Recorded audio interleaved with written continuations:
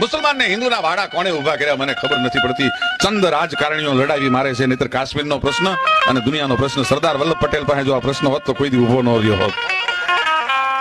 આ ચંદ રાજકારણીઓને નથી પહોંચી શકાતું.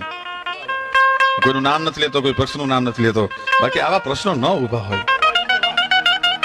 સરદાર પટેલ ને જે દિવસે સોમનાથ સોમૈયા દાદાને આવ્યા મને એ દ્રશ્ય બહુ ગમ્યું.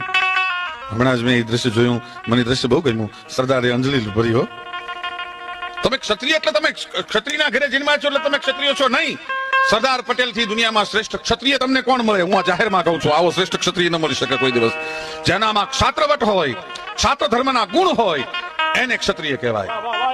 બાકી ક્ષત્રિયના ઘરે કદાચ નમાલા જન્મી શકે અને કદાચ પટેલના ઘરે પણ નમાલા જન્મે, કદાચ હરિજનના ઘરે પણ જે ઘરે ક્ષાત્રવટ જન્મે, પટેલની ઉપર ઓળઘોળ થયો, એને અંજલિ ભરી.